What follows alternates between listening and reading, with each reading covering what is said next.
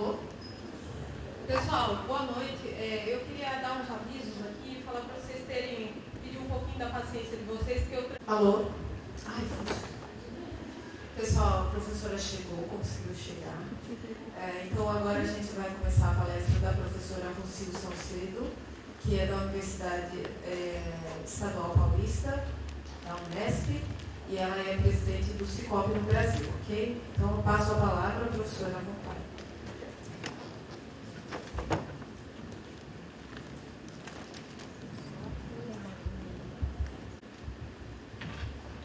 Boa noite a todos. Desculpem a tardança, demora, mas com essa visita realmente eu acredito no hotel, não vai ficar. Bom, eu vou me apresentar. Antes que alguém fale, mas de onde você é? De sotaque? Já vou falar. Eu sou peruana, mas eu estou aqui uns 27 anos no Brasil.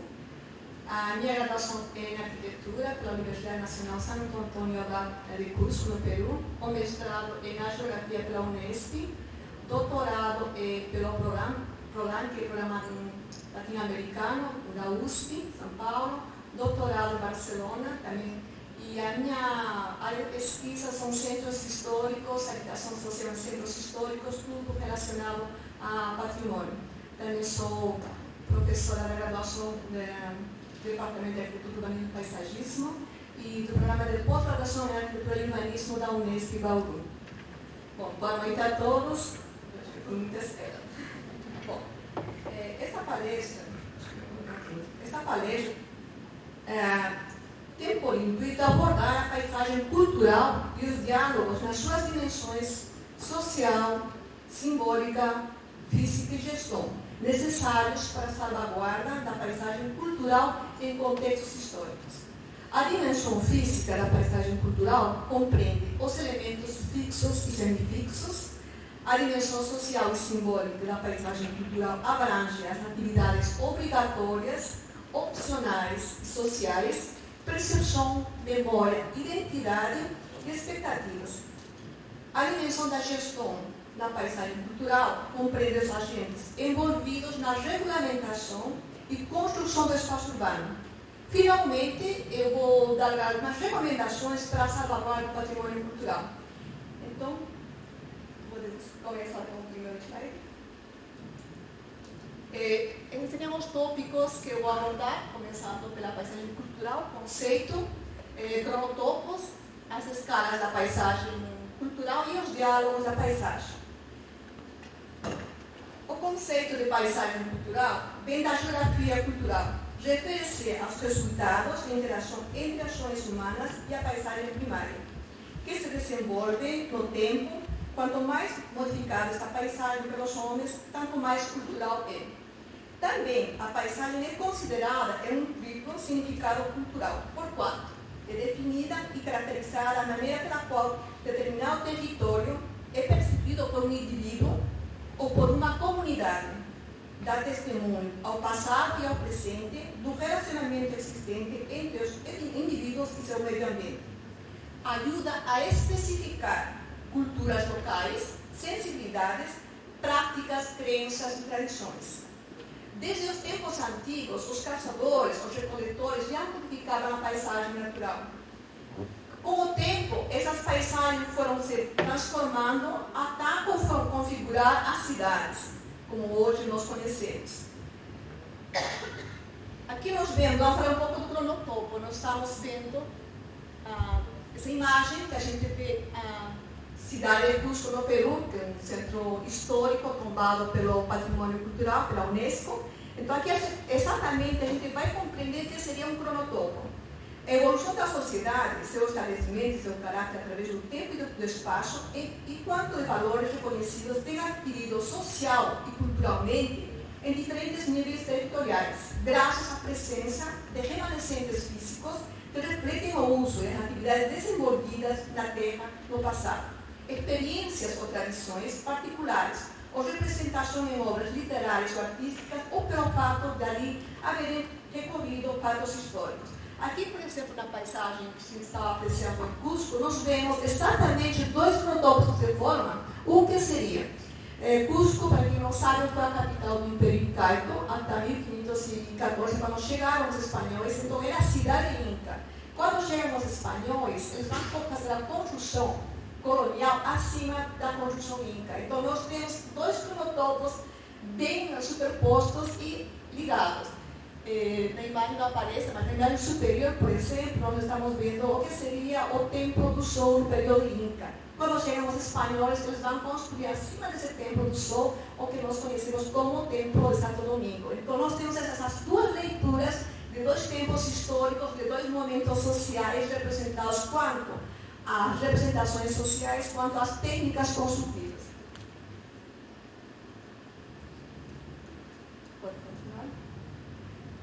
As paisagens primárias construídas são transformadas continuamente pela cultura, mas realmente é a cultura que transforma essas paisagens.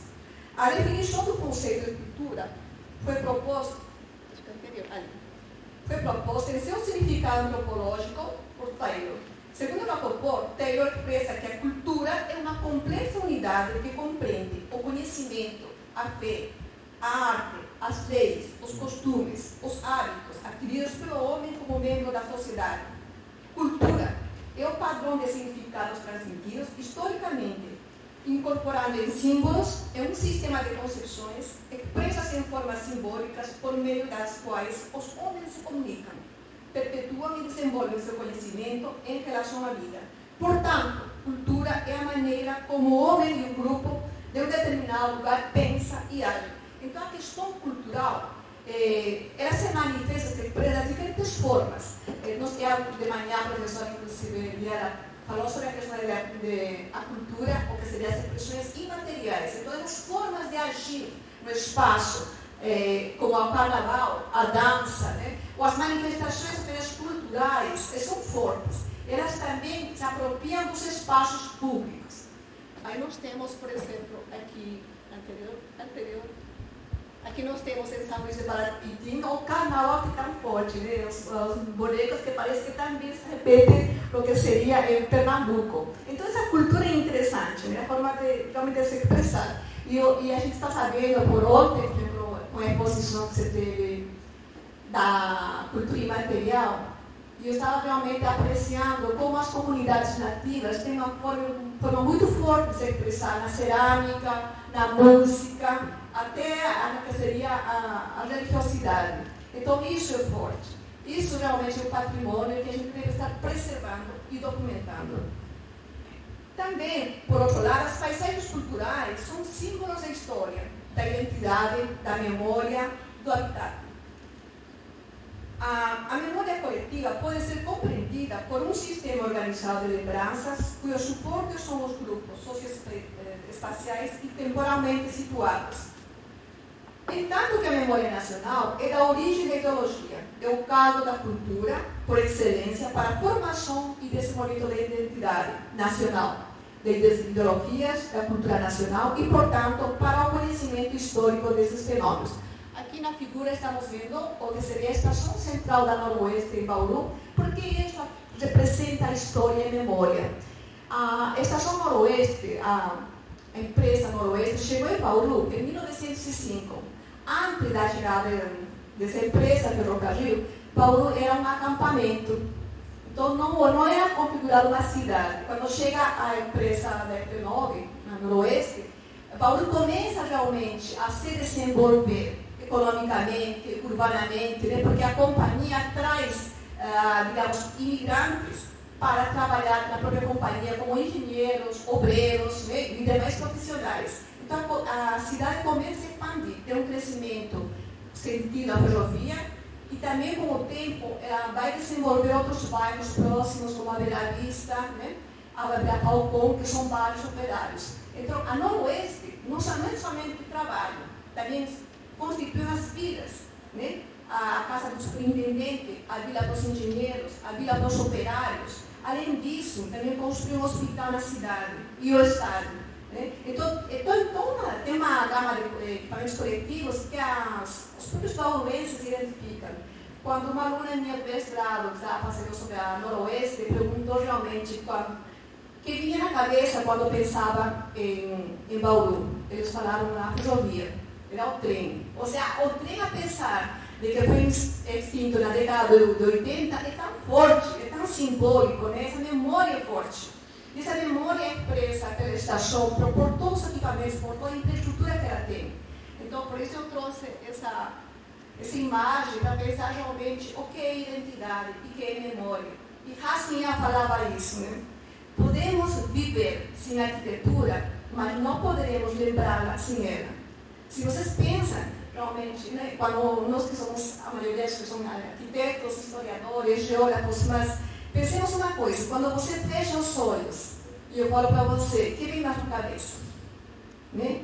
Que você lembra da sua infância? Você vai ver imagens. Né? Você vai lembrar da sua casa, o parque, o parquinho, a escola. Mas então a imagem que vem é forte, é significativa.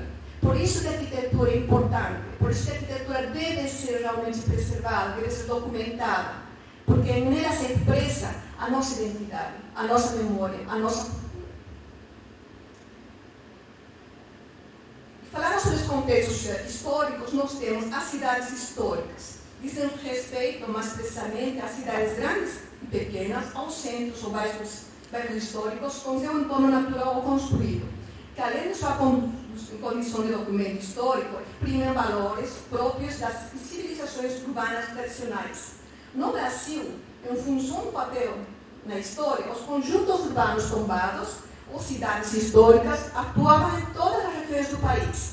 Em sua maioria, mostram a influência portuguesa e mantêm cenários urbanos ainda bem preservados, palcos de manifestações culturais tradicionais. Tem sua formação relacionada a processos históricos, como a exploração econômica, como o cultivo de cana, de açúcar, algodão e posteriormente o café, o fumo e a criação da borracha, além da mineração de ouro, como no caso de Cuiabá, diamantes no interior. Muitas dessas cidades também foram marcadas pelas lutas para a expulsão de invasores e consolidação de ocupações portuguesas, expansão das fronteiras para a independência nacional. As cidades históricas também ambientaram importantes personagens da história brasileira, como Maurício de Nassau, Anita Garibaldi, Bento Gonçalves, Chica da Silva, Tiradentes, Aleijadinho, Dom Pedro, Barão de Mauá, etc., entre outros muitos. Aqui nós temos, anterior, o Centro Urbano de Cuiabá, que acho que essa figura, inclusive, trouxe do IFA, a gente pode ver que realmente, né, ainda bem que foi preservado a tempo. Talvez, sem o tombamento, ela estaria muito mais descaracterizada. Então, acho que o importante é o Centro Urbano de Cuiabá, que foi configurado no período colonial. Encontra-se os primeiros monumentos e casarias construídos a partir da descoberta de ouro. A gente viu as construções ecléticas, clássicas, neobarrocas, né, ainda preservadas. Também temos a cidade de Cáceres, né, que também foi tombada por IFA recentemente, foi em 2010. Né. Esses patrimônios que são representativos. Aqui temos o conjunto urbano de Brasília, que foi tombado pela Unesco. É a única cidade que tem o conceito de urbanismo moderno tombado pela Unesco. A gente pode ver a escala, realmente, a escala residencial, a escala gregária, né, monumental que tem Brasília. É importante porque representa realmente o que seria o urbanismo moderno projetado por Lúcio Costa. Eu acredito que é uma aula de história para realmente saber como é e comparando com as cidades tradicionais, a gente pode ver que a escala do urbanismo moderno não está na escala humana. Pode continuar? Está meio mudado. Aqui nós temos centros históricos, né, que expressam o traçado inicial da cidade, são estruturas urbanas arquitetônicas que expressam as manifestações políticas, econômicas, sociais, culturais e tecnológicas das formações sociais de diferentes períodos históricos, por meio dos quais evoluíram estruturas militares ou parlamentares, ainda que se tenham transformado ao longo do tempo e se apresentem como testemunhos da civilização do passado. Centros históricos não é apenas aqueles núcleos urbanos iniciais que foram preservados totalmente. Nós podemos, por exemplo, ter um exemplo aqui temos o Centro Histórico de Salvador, ainda bastante preservado também, né? Que foi a capital capital do Brasil colonial, depois se transfere, mas a gente pode ver que o Pelourinho foi restaurado, né? Se fala que é um fenômeno de gentrificação, inclusive, porque no restauro, infelizmente, a população que ele namorava foi retirada. Então, não podemos falar que foi uma reabilitação, não foi uma intervenção, digamos, significativa para Pelourinho. Então, o importante seria realmente preservar a população que mora nesse centro histórico. Vemos que foi tombado também pela Unesco, né, as características dessa cidade. Pode continuar? Nós temos antes visto conjuntos históricos. O que são os conjuntos históricos? São todo um agrupamento de construções e de espaços, inclusive os sítios arqueológicos e paleontológicos, que constituem um assentamento humano, tanto no meio urbano quanto no rural, e cuja coesão e valor são reconhecidos do ponto de vista arqueológico, arquitetônico, pré-histórico, histórico, estético ou sociocultural. Ainda entre os conjuntos históricos, que são muito variados, podemos destacar os sítios históricos, os bairros urbanos antigos, as aldeias, lugarejos, as cidades históricas. E aqui nós temos um monumento histórico, mas que compreende este monumento? Né? É a criação arquitetônica isolada, bem como o sítio urbano ou rural, que dá testemunho de uma civilização particular, de uma evolução significativa ou de um acontecimento histórico. Entende-se não só as grandes criações, mas também as obras modestas, como as residências, que têm adquirido com o tempo uma significação cultural. Podemos destacar entre os diversos monumentos, nós temos aqui as missões jesuíticas guaranis, que são as ruínas de São Miguel. Aqui seria a igreja, que também tem um estilo barroco, que foi projetado por arquiteto italiano Gian Battista. Né?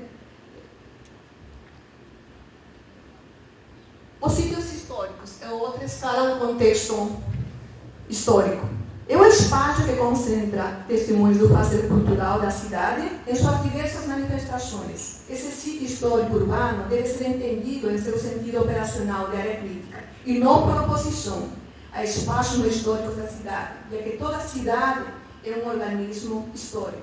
Nós temos aqui o Centro Arquitetônico e Urbanístico de Olinda, também, né, que se remete à colonização portuguesa do Brasil no século XVI, quando se consolidou como sede da capitania de Pernambuco, no período áureo da economia da cana-de-açúcar.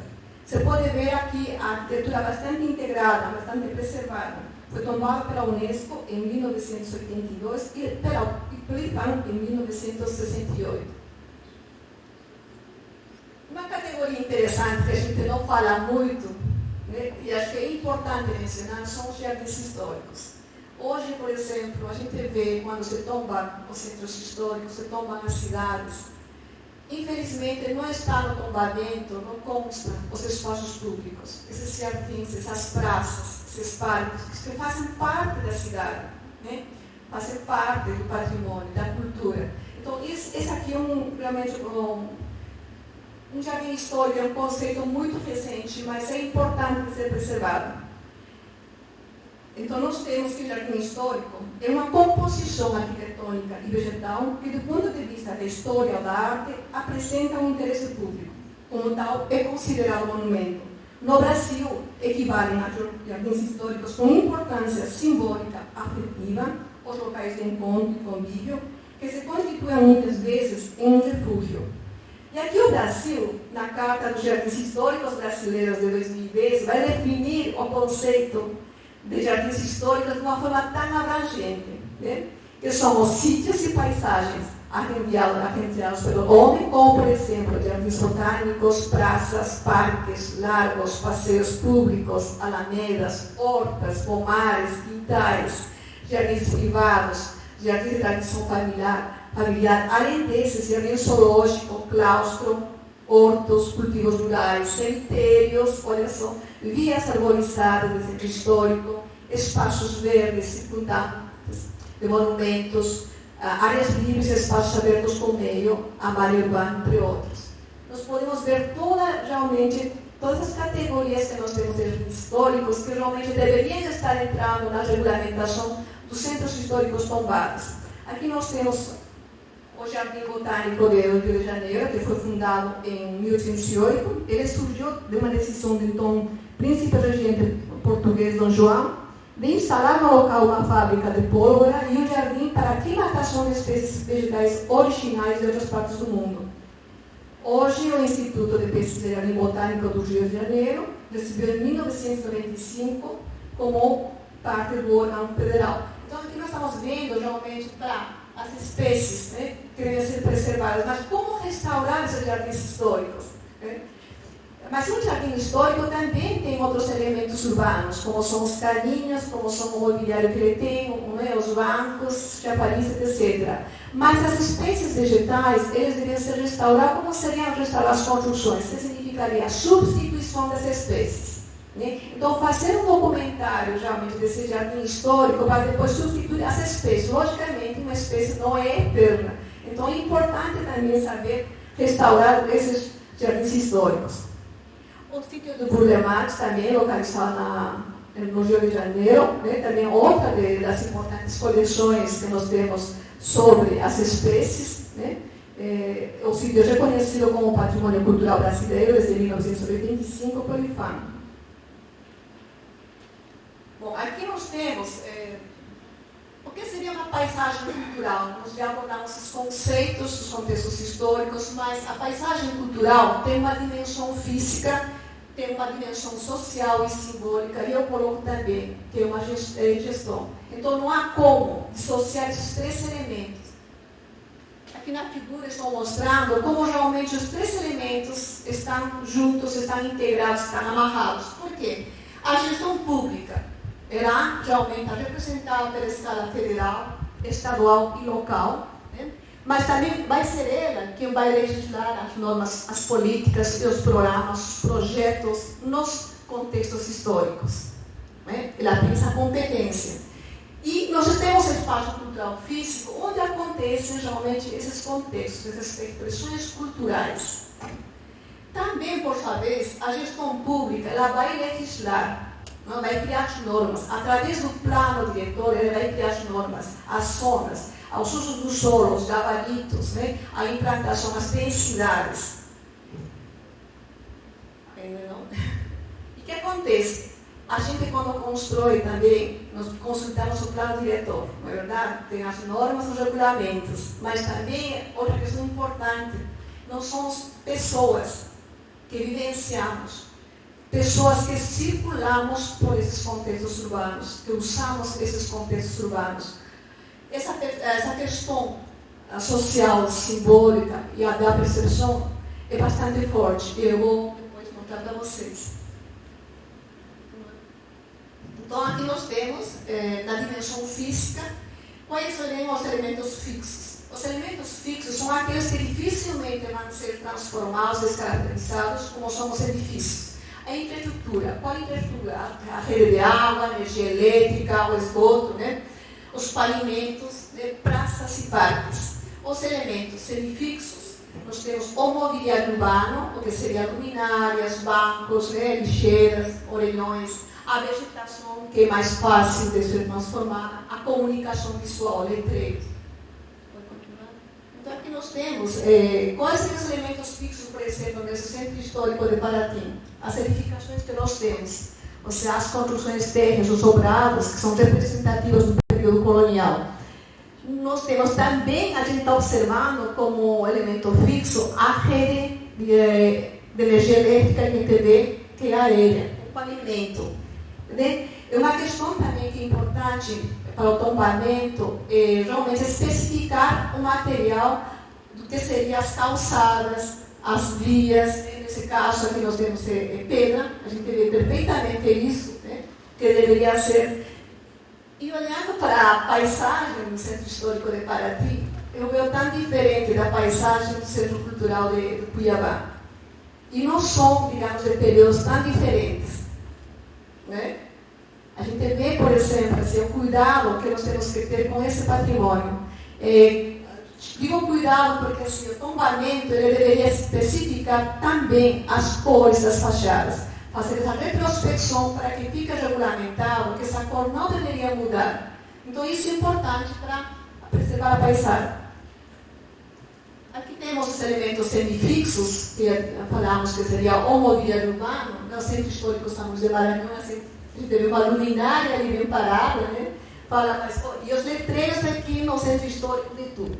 A gente observa também uma questão. Por que não fazer uma regulamentação para o mobiliário urbano, para a comunicação visual? Se vê muito a poluição visual. Os letreiros não teriam que ser tão chamativos em centros históricos. Nós temos que preservar, tem que ter uma regulamentação para essa comunicação visual que é fundamental. Também tem uma questão importante. Nós temos que esses centros históricos, eles são percebidos, nós circulamos nos centros históricos, nós temos atividades no centro histórico, desde as atividades obrigatórias, as opcionais e as sociais. Aqui, quais seriam essas atividades obrigatórias? É quando a gente se vê com a necessidade de circular por aquela rua. Eu circulo por aquela rua porque tenho que ir ao trabalho, tenho que levar meu filho à escola, tenho que fazer uma compra. Mas nessa rua eu não vou me deter. É uma questão obrigatória de passagem. Mas por que é obrigatória? Porque as condições daquela rua não me permitem parar. Não me permitem realmente fazer outro tipo de atividade. Então, por exemplo, aqui nós temos o centro histórico de Ouro Preto. Então, o que acontece? Um centro histórico, por exemplo, que tem umas calçadas estreitas, a rua que é íngreme, ela não permite que realmente a gente pare para contemplar a paisagem. Não permite que a gente pare para conversar. A rua te obriga a ser passagem. Então, uma questão de atividade é obrigatória. Aqui temos, por exemplo, atividades opcionais. Olha que diferença que nós vemos aqui. Estava pesquisando na internet e aqui nós temos o Centro Histórico de Santos. Olha que calçadas generosas. Né? Essas calçadas generosas permitem que as pessoas parem para contemplar a paisagem, parem para atender o celular, parem para conversar, parem para ler uma vitrine. Então, isso é qualidade. Isso é a qualidade que nós esperamos realmente dos contextos históricos. Também temos no Centro Histórico São Luís de Maranhão, também uma calçada generosa. Né? Essas calçadas permitem que realmente a gente faça esse tipo de atividade, que é interessante. Aqui temos atividades sociais. Né? Aqui em Curitiba também eu achei bastante interessante que essa rua aqui em Curitiba, inclusive, é um modelo, muitas cidades se apropriaram, porque é um calçadão, né? 15 de novembro, quem é de Curitiba? Quem é aqui de Curitiba? Olha, então, até Bauru se inspirou nesse calçadão, né? Fizeram um calçadão em Bauru, mas não é igual. Então, o que eu acho interessante disso, né? O centro urbano de Curitiba? Olha, realmente, essa aqui é uma rua para pedestres. É interessante porque o mobiliário convida a você sentar, o mobiliário convida a você contemplar, né? Convida a você passear. Então, aqui, inclusive, você pode marcar um encontro, pode namorar. É uma rua tranquila, é uma rua segura. Né? Isso que nós precisamos realmente nos contextos históricos. Então, pensar na qualidade dos moradores, na qualidade de vida para esses usuários. Olha, só, pode continuar? Um pouco para falar também que é a questão da percepção. Né? Mas como esses espaços históricos, esses contextos históricos influenciam a percepção? Nós temos a percepção topofílica e temos a percepção topofóbica. Né? Quando temos qualidade nos centros históricos, como por exemplo Paraty, Ouro Preto, pela própria arquitetura preservada, nós temos um sentimento, né, de conforto, de tranquilidade, de identidade. Eu falo, nossa, isso aqui é história. Né? É bem interessante isso, a gente se sente tão confortável. Agora, quando você vê um patrimônio destruído, descaracterizado, né, abandonado, é um sentimento de que realmente de rejeição. Você se sente mal, fala, puxa vida, esse patrimônio eu podia ser cuidado e eu não me sinto segura aqui. Né? É um patrimônio abandonado. Então, esse sentimento topofóbico, também a gente tem que pensar e fazer uma crítica a isso. O que queremos para nossos habitantes? Então, comecemos a se pensando, devemos preservar para quem? Para quem mora nas cidades, principalmente. Então, criar centros históricos, criar cidades históricas, bairros, que tenham qualidade de vida. Aqui nós temos a gestão pública, e uma questão que eu acho fundamental, gente. Eu acho assim, quem constrói a cidade? Quem regula a cidade? Não somos nós. né, que são nossos representantes. Inclusive a Constituição Federal já fala que compete realmente ao poder público federal, estadual e local a questão da proteção do patrimônio cultural. E eu mostrei aqui para vocês como, por exemplo, o governo federal, através do IFAM, poderia estar preservando e regulando o patrimônio. Não somente o IFAM, também temos na escala estadual, o governo do estado, que também tem através dos conselhos de preservação do patrimônio. E o municipal também tem, sim, tem competência para isso, para proteger esse patrimônio. Então tem que haver esses diálogos entre as diferentes instâncias, esse diálogo entre o IFAM, o município. O IFAM sozinho não pode fazer nada, né? Então precisa realmente ter esse diálogo com o município, porque o município vai ser quem regula esse tombamento, através de quê? Do plano diretor, criando os gabaritos, criando as densidades, os usos do solo, né? Essa questão de proteger esse patrimônio. O IFAM vai regular, o IFAM vai documentar, ou o IFAM vai tombar e vai assessorar. Mas ambos têm que estar juntos, selando esse patrimônio. E também temos uma instância internacional muito interessante, que é a Unesco. Que faz a Unesco? Ele tem assim, continuamente as reuniões internacionais que vão nortear realmente a preservação do patrimônio cultural. Então, ela praticamente vai se reunir para definir conceitos, vai recomendar como preservar, como salvaguardar, como tombar, como restaurar esse patrimônio. Aqui nós temos, por exemplo, sobre a gestão mais especificamente da legislação, a documentação e o tombamento, aqui a Constituição já fala. Né? Quem geralmente, a quem compete a proteção desse patrimônio? A União com os estados, o Distrito Federal e os municípios. Então, cadê esse patrimônio? Nós temos um patrimônio tombado em Curitiba, em Cuiabá, desculpa, mas espera aqui, o IFAM está fazendo a parte dele. E o município está fazendo? Eu pergunto. O município não teria que estar regulamentando através do plano diretor? Inclusive fazendo esse trabalho de colocar os usos do solo compatíveis com a tipologia do edifício. A gente, nos caminhões pelo centro histórico, infelizmente tudo era comércio. Imaginem vocês, quando há um comércio muito bem de dia, né? Tudo bem, as ruas devem ser seguras. Mas e quando fecha o comércio? O que acontece nessas ruas? E cadê a residência? Então são questões que nós temos que pensar. Né? Queremos salvaguardar esse patrimônio, então vamos começar realmente a pensar o que é melhor para esse patrimônio. Também a Constituição Federal disse que compete aos estados do Distrito Federal legislar sobre a proteção do patrimônio histórico, cultural, físico e paisagístico, a responsabilidade por dano ao meio ambiente, ao consumidor. Mas é curioso, né?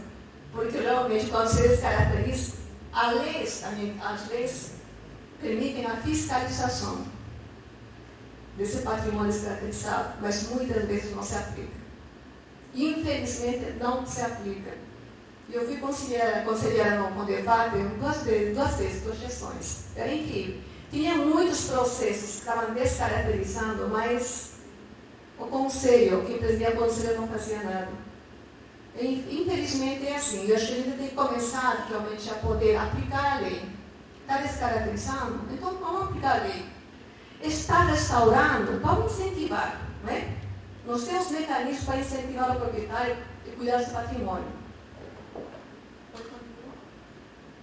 Então aqui, inclusive, nós temos o Estatuto da Cidade, que eu acho que o Estatuto da Cidade realmente é bem interessante, porque traz muitas recomendações, diria eu, porque quem aplica seria o governo municipal, né? Entre elas, a política urbana tem por objetivo ordenar o pleno desenvolvimento das funções sociais da cidade e da propriedade urbana.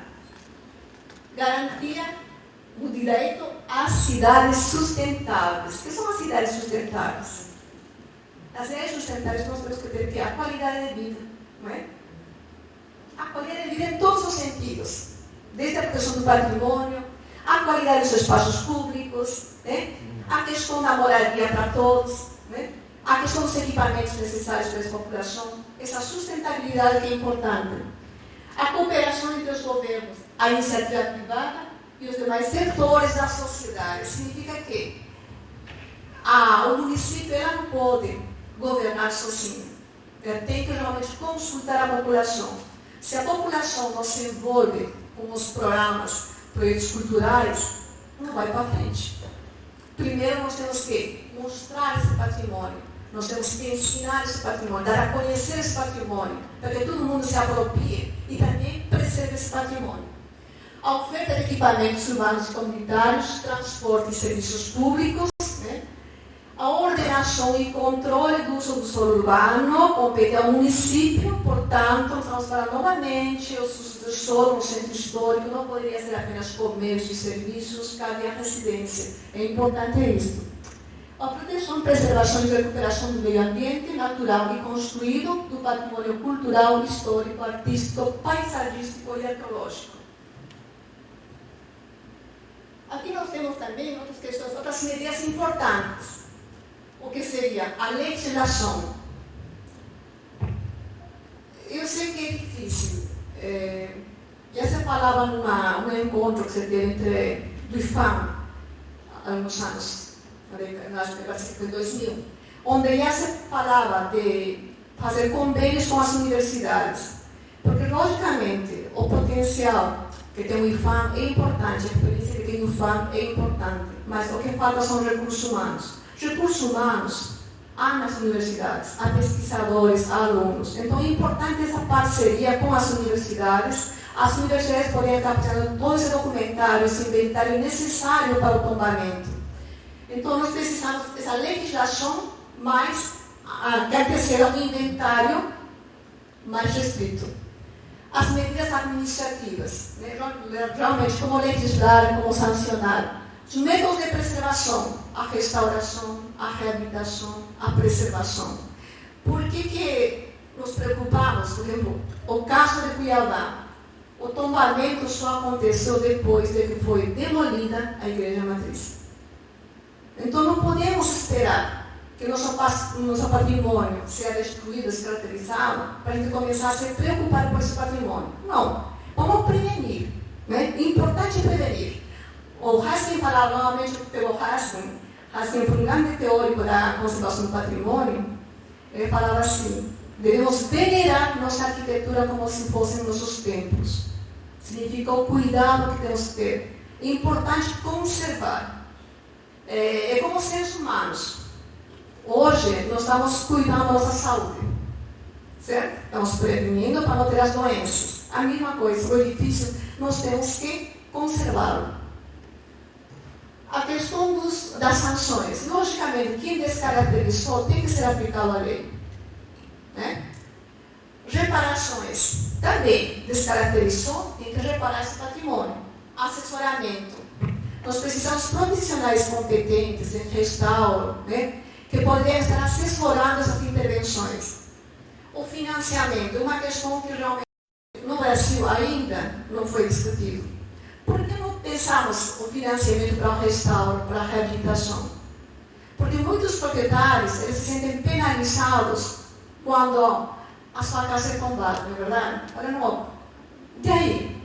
Como que vou restaurar?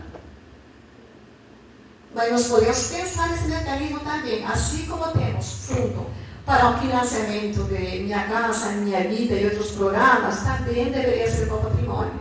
Né? É uma forma de pensar também. A divulgação dos programas educacionais. Não adianta a gente pensar que vamos preservar esse patrimônio quando a população não conhece esse patrimônio. Então a população tem que abraçar essa cultura, esse patrimônio, tem que se identificar. Aqui nós temos a gestão da paisagem cultural. É interessante que em 2009 já se falava sobre a chanceira da paisagem cultural brasileira. Então fala, paisagem cultural brasileira é uma porção peculiar do território nacional, representativa do processo de interação do homem com o meio natural, ao qual a vida e a ciência humana imprimiram marcas ou atribuíram valores. Então isso seria interessante, porque já começa o conceito de paisagem cultural no Brasil. Pode continuar? E aqui temos que a finalidade da paisagem brasileira tem por atender ao interesse público, olha só, o interesse público, que significaria quais são as necessidades da população. Ou seja, qual é o uso que eu vou atribuir a esse patrimônio? A gente está vendo, por exemplo, as ruas aqui em Cuiabá, as ruas do comércio, muitas casas abandonadas. Será que o patrimônio, a gestão pública, no caso a gestão municipal, não poderia se apropriar das casas para poder dar outros fins que sejam de utilidade para a comunidade? É possível, né? A chance da paisagem cultural brasileira considera o caráter dinâmico da cultura. E geralmente a cultura é dinâmica, a cultura não está engessada. Nós passamos por vários cronotópicos, por várias sedimentações. E a cidade, ela não deve estar engessada. Mas então, será que realmente tudo que existe no centro histórico deve ser tombado? Eu pergunto. Então tem que haver critérios para esse tombamento. Significa fazer um inventário onde nós tenhamos o mais representativo enquanto arquitetura, enquanto história, enquanto a cultura, né, a identidade. Aquelas construções que estiverem bem preservadas, nós poderíamos estar tombando integralmente. E, logicamente, as outras que estão na ambiência, nós poderíamos liberá-las para construções contemporâneas. Desde que, logicamente, se tenha uma regulamentação das construções novas.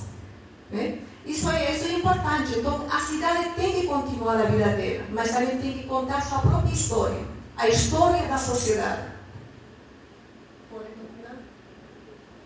Aqui uma questão importante, que as normas de Quito já falavam, que todo o contexto histórico deveria ter três zonas de delimitação.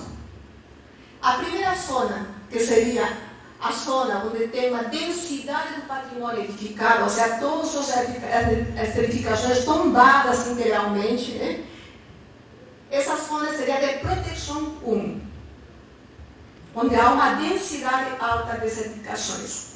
A proteção 2 seria a proteção rigorosa, né? Que corresponde realmente a uma zona com maior tolerância. Então, a primeira é rigorosa, com alta densidade, a segunda é um perímetro com maior tolerância, então, de repente, algumas edificações estão espalhadas, mas ainda tem que manter a escala do contexto histórico. E uma terceira de proteção da paisagem urbana, que se integrar com a natureza. Então, assim, eu penso, é uma questão assim, eu me questiono, quando a gente citou o centro histórico em Cuiabá, nós temos as três zonas de proteção. A gente vê, por exemplo, próximo da matriz, já tinha a 100 metros um edifício vertical. Então, realmente, onde está a nossa paisagem? Então, a gente tem que ter critérios também para isso. É importante. Isso tem a ver com a regulamentação, com o plano diretor, que realmente está regulando os gabaritos de altura, as densidades. Né? Outra questão importante, é uma recomendação que já falava as Unidas Nações, né? Uma carta patrimonial. Olha, evitar as linhas de fiação elétrica e anúncios luminosos. Isso em centros históricos. E nós temos, infelizmente, nossa aviação elétrica aérea. Por que não fazer subterrâneo? Por que não limparmos as cidades? Né? De repente, regulamentar os letreiros comerciais. De toda a nossa comunicação visual. Importante. Também a questão dos postes de gasolina, posto de combustível. Deveria ser evitar nos centros históricos, para evitar que acidentes aconteçam. Os edifícios que estão nos contextos históricos devem ser restaurados. Há uma questão que eu me pergunto, né? Por exemplo, está vendo que a maior parte dos centros históricos se tomba integralmente os edifícios públicos. Né? E as casas particulares não, apenas fachada e a volumetria.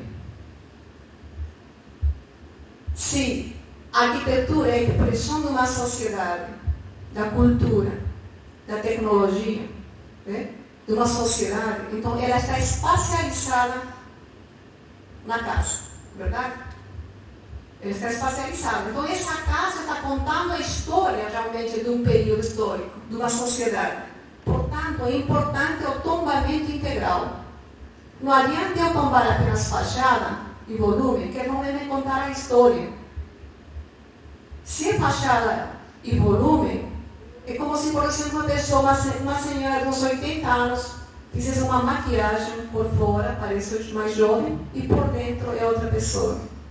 Então, eu acho que assim, é importante realmente pensar, fazer um inventário onde se tombe integralmente aquelas arquiteturas que são representativas para a história, para a cultura, para a arquitetura, para a ciência, né? Com um tombamento integral. Isso é importante. Né? Também a questão da reabilitação. Logicamente que nós, por exemplo, começando só pela habitação, a habitação ia mudar muito. Hoje, no século XXI, nós moramos de forma diferente que no século XIX, que no século XX. Então, essa habitação também tem que ser reabilitada segundo as nossas necessidades contemporâneas. Tá? Principalmente os edifícios públicos. Os edifícios públicos, antes, não se exigia, por exemplo, a questão da acessibilidade. Hoje em dia, sim. Então, como realmente está reabilitando os edifícios públicos para criar a acessibilidade? Com que materiais? A gente vai praticamente ver a questão da restauração por Brandi, né? Brandi e Boito, os grandes teóricos da restauração, já falavam que era importante, quando se faz uma intervenção contemporânea, se deixe claro que a intervenção é do século XXI, que não se imite. Então, uma rampa, por exemplo, deveria ser que metálica e vidro. Por que metálica e vidro? Porque é de fácil remoção. Toda intervenção contemporânea deveria ser de fácil remoção.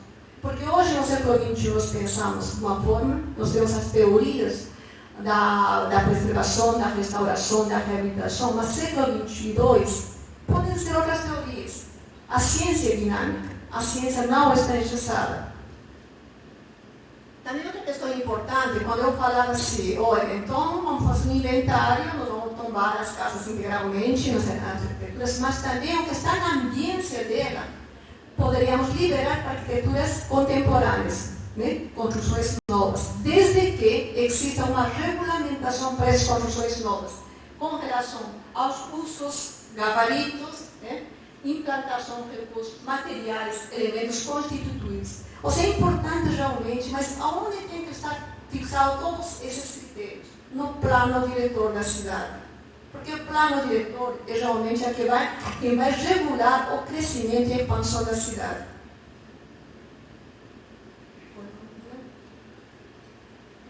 Então, outra questão importante que se colocava, a paisagem cultural dos centros históricos deveriam preservar o uso residencial.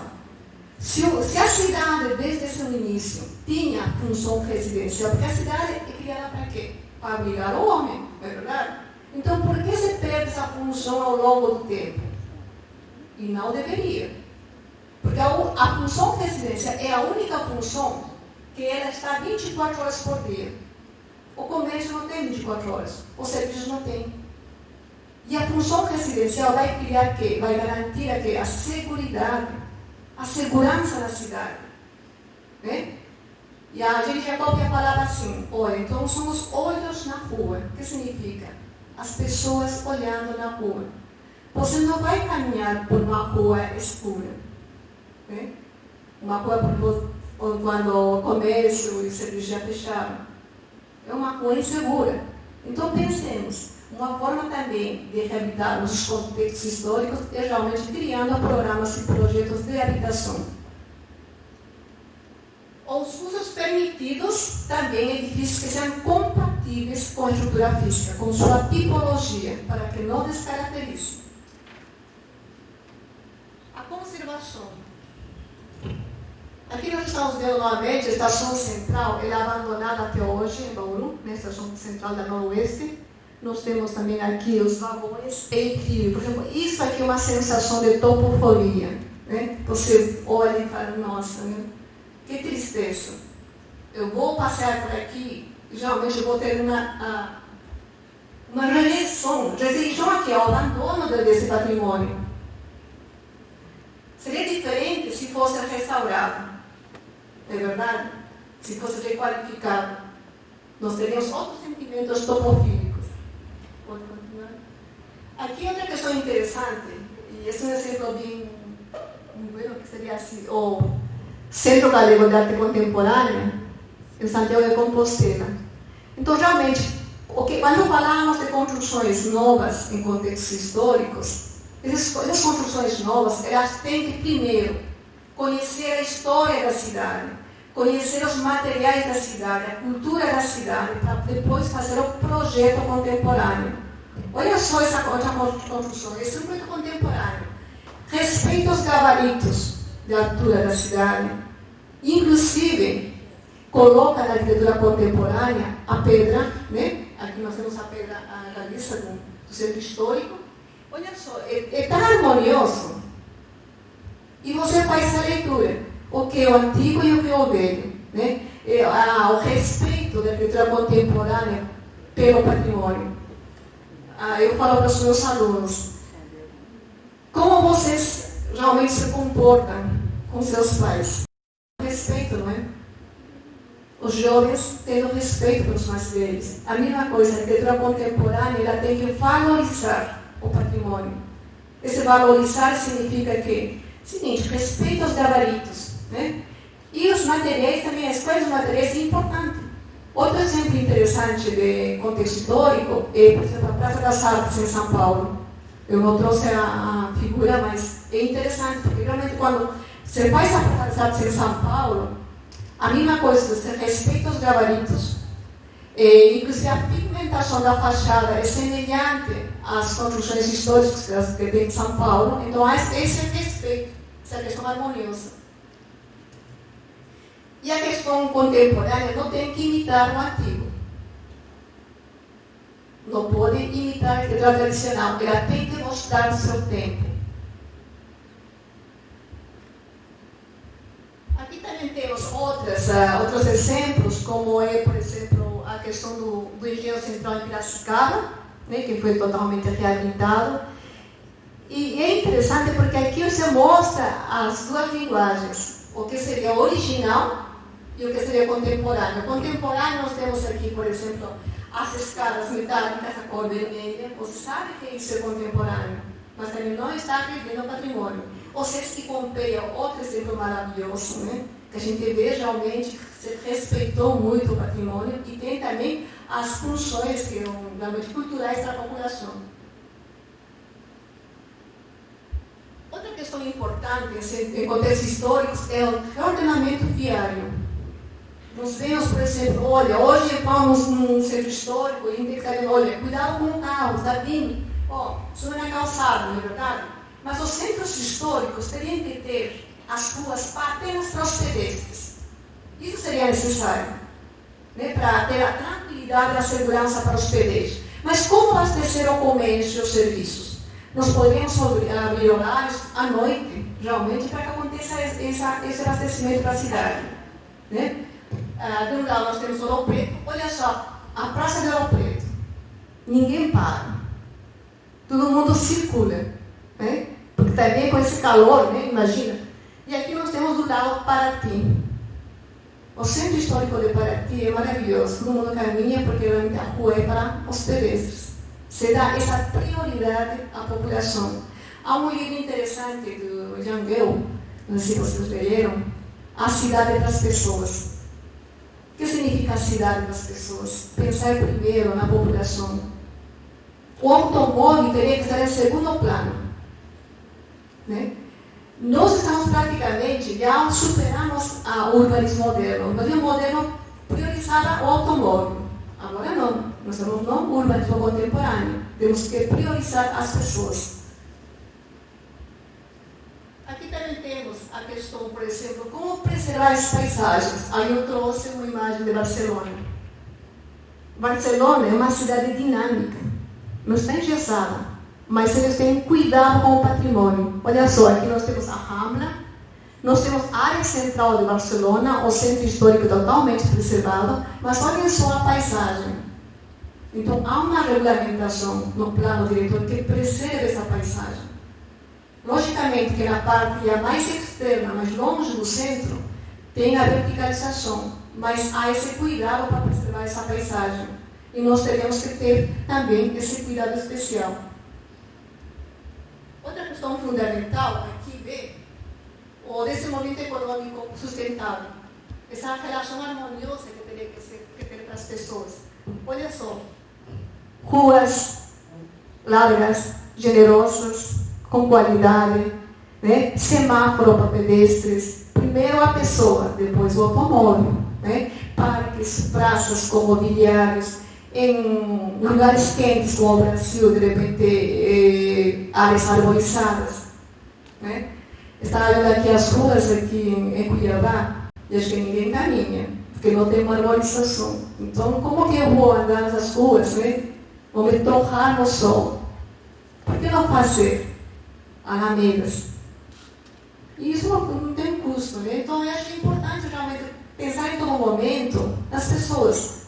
Nós estamos percebendo essa paisagem cultural. No momento quando saímos de casa, vamos para a rua, nós estamos sentindo essa paisagem cultural. A paisagem cultural é a arquitetura, a paisagem cultural são os espaços livres, o mobiliário, são a paisagem natural, né? São as pessoas que circulam, as pessoas que realmente habitam. É tudo a paisagem cultural.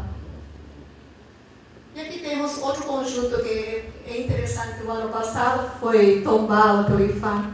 Então, eu queria conhecer o conjunto modelo de Pampulha. Então, o Brasil tem realmente obras maravilhosas, cidades maravilhosas, históricas, culturais, que deveriam ser preservadas. E nós temos muito para fazer na universidade, então, e acho que nós temos que colaborar com as pesquisas, com nossos estudos, né, protegendo esse patrimônio. Com referências geográficas, e muito obrigada.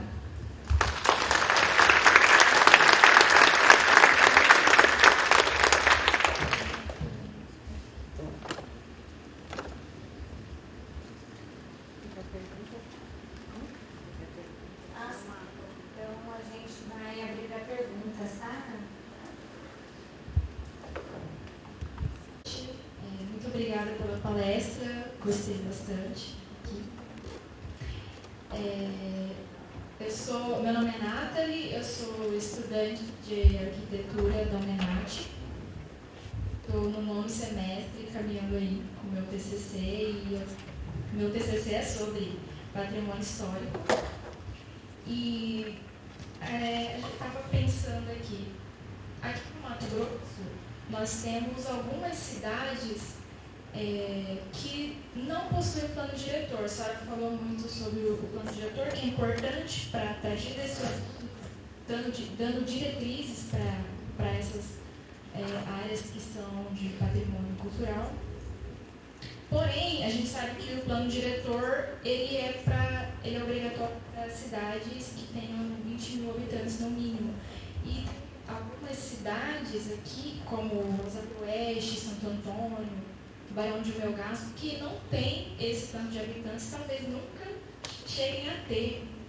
Então, quando não há esse plano diretor, a gente tem alguma outra saída? Para onde a gente deve direcionar? Que tipo de documentação?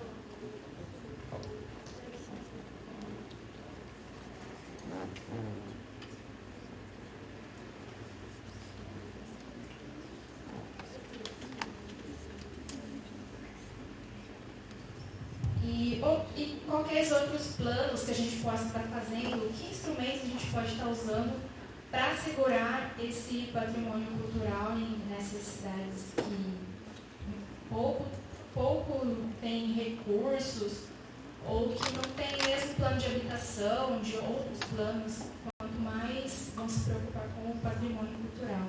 É mais uma pergunta mesmo, um questionamento, porque não tenho também propriedade para aumentar uma discussão aqui, mas só isso. Obrigada.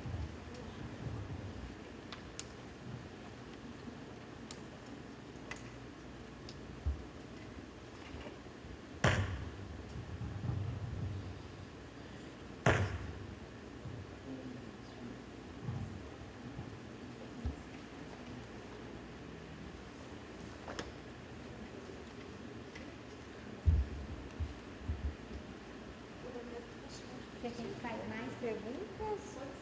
Então pode fazer, mas depois ela responde. Sim, acho que eu vou pedir Boa noite. Meu nome é Edilson, arquiteto, também especialista nessa área de instalação de monumentos comuns históricos, pela UFBA, Bahia.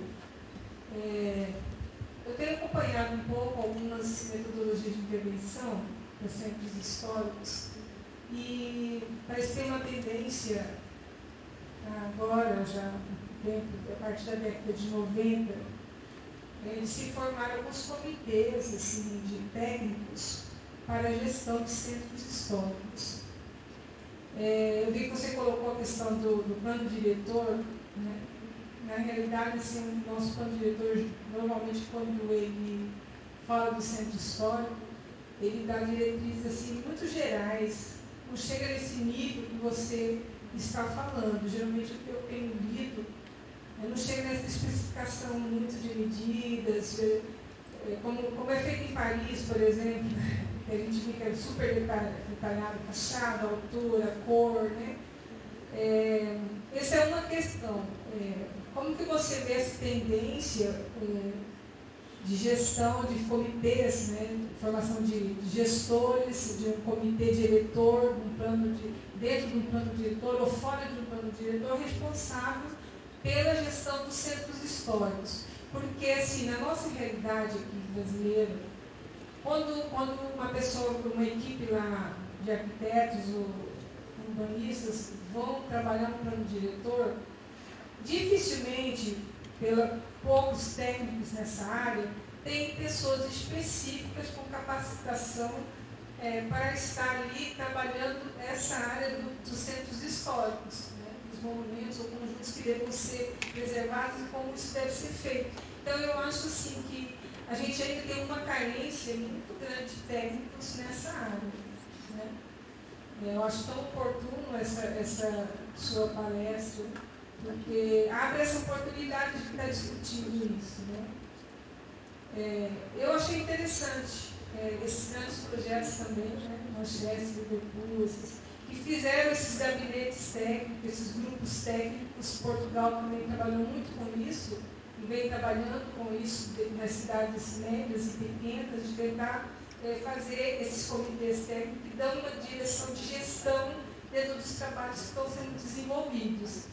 Eu queria saber o que você pensa sobre isso, vendo que nós temos uma realidade brasileira com, não digo nem deficiência, mas com poucos profissionais nessa área, e que às vezes o plano diretor não está na mão de pessoas que possam estar opinando sobre isso.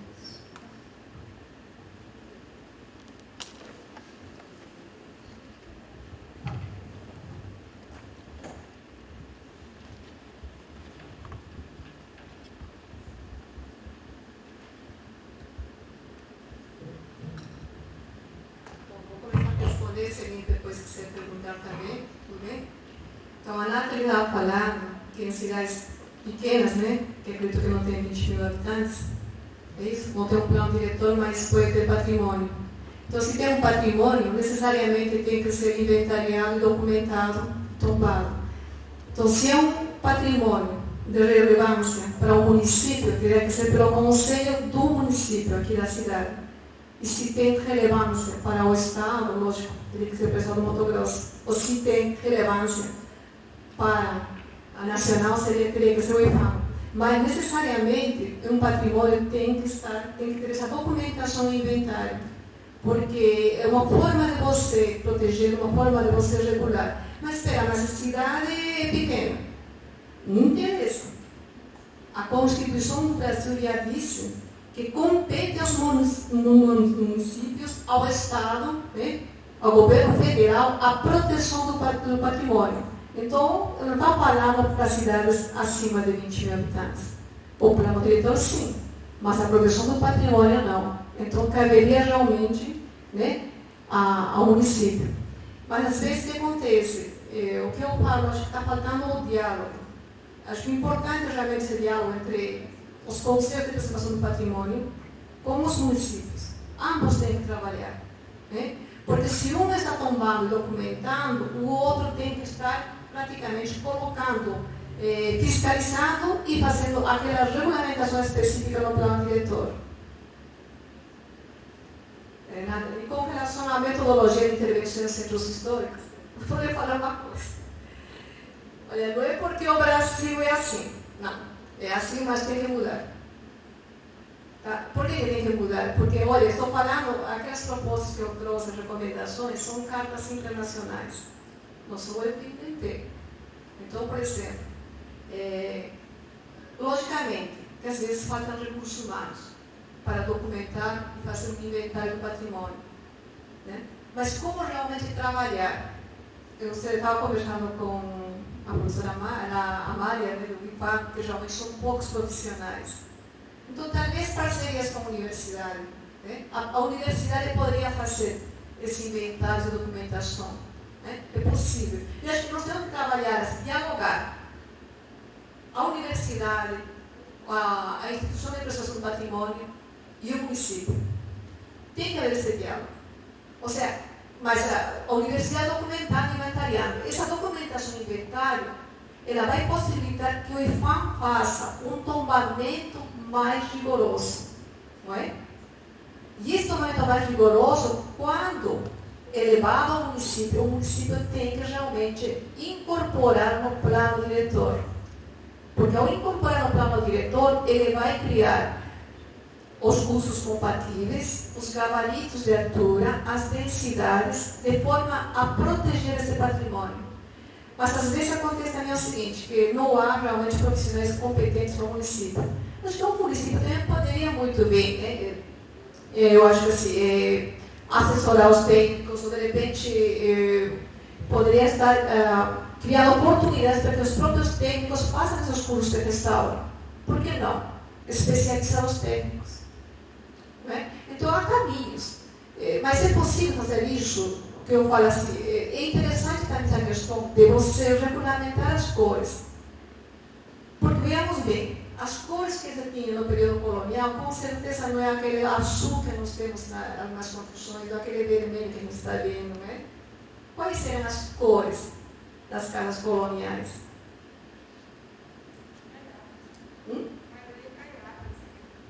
Então, eu acho que é importante fazer pesquisa. Não é? Então, fazer uma retrospecção nas pinturas. Para ter um centro histórico muito mais harmonioso. A gente viu, Paraty fez isso, outros centros históricos fizeram. Como? Também. Então, assim, é possível. Eu acho que assim, é interessante que a população se mobilize, a população, eu acho que tem que realmente contribuir com a preservação do patrimônio, fiscalizar. O Estatuto da Cidade também fala que o município deverá proteger esse patrimônio com colaboração da população. A população não pode ser ausente. Não é? Quando, por exemplo, você reabilita ou se restaura um monumento, tem que ser consultar a população quais são as necessidades, as expectativas que tem essa população. Tem que envolver a população. Senão a gente vai fazer elefantes brancos. Então é possível, gente. Realmente, essa questão da regulamentação, eu estou falando que existe, porque eu sou de Cusco, o Centro Histórico de Cusco é tombado pela Unesco.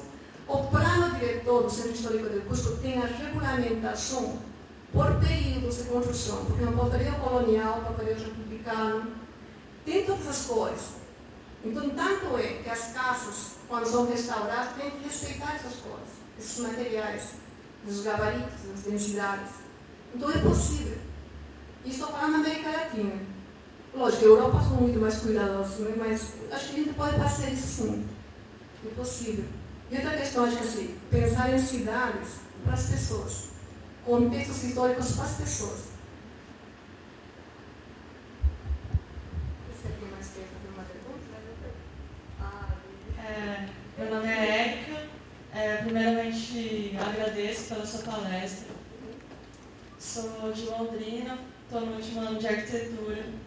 E queria aproveitar que você citou o Estatuto da Cidade e perguntar sobre o EIV, o Estudo de Impacto de Vizinhança. Eu trabalho com isso e eu acho que muitas vezes que poderia vir conter assim, essas alterações na paisagem, mas eu acho que a principal dificuldade assim, na execução desse trabalho é quem paga, porque é o empreendedor que paga, né? Então, muitas vezes o trabalho volta, porque a gente não fala o que ele quer ouvir. E queria saber a sua opinião sobre essa ferramenta e se isso poderia vir ser eficaz para as cidades. Olha, você falou uma questão assim tão crucial. Ele está falando da cidade para pessoas, né? Ele está falando do impacto realmente. O impacto ambiental hoje em dia, se for ver, por exemplo, olha quanta eficácia estamos quando a gente visita nos centros históricos. Olha a percepção que nós temos. Não é? Vocês não se incomodam quando, por exemplo, vocês vão de repente ver uma matriz na praça principal da cidade e de repente vocês veem um edifício vertical? Vocês não se incomodam quando vocês veem um edifício abandonado, descaracterizado? Esse não é o impacto que nós temos. Esse é um impacto negativo, gente. Ou quantas vezes a gente gostaria de andar por uma rua e de repente essa rua é perigosa, insegura, não é? Isso também é um impacto. Ou quando, por exemplo, acredito assim, no Brasil, a minha Maricadeia falava isso, não é que no Brasil não se tenha plano diretor, há plano diretor. Só que às vezes a cidade se decide o crescimento das cidades na Câmara. E o plano diretor realmente é engavetado. Não é? Porque, olha só, para ter permitido que esses gabaritos existam próximos da catedral, alguém aprovou. Não é? E se alguém aprovou e não se importou com esse patrimônio, preservar essa paisagem, eu acho que é importante realmente revisar a Constituição e ver o que compete ao município, essa densidade dos gabaritos. Então, o município, a prefeitura, teria que ter realmente profissionais competentes que poderiam estar velando pela qualidade de vida de quem está morando nas cidades. Esse impacto de vizinhança tem a ver com isso. Quando, de repente, numa quadra, nós temos edifícios verticais e também temos construções térreas. Né? Então, o que acontece? Os edifícios verticais estão praticamente, digamos, estão a questão da sombra que eles vão ter. Né? Vão prejudicar realmente as construções térreas. Né? Ou, de repente, vai tirar a privacidade das construções térreas. Eu não vou querer ter um quintal na minha casa, quando, de repente, tem uma torre do meu lado, um vizinho, uma torre, e, de repente, todos os olhares estão no meu quintal. Será que eu vou ter privacidade? Então, esse é o impacto de vizinhança. Ou, de repente, quando eu moro numa quadra, em uma boate, e, de repente, no plano diretor não está escrito que, de repente, é o seguinte, as boates ou casas noturnas tivessem a questão dos materiais da acústica para evitar que o som seja propagado.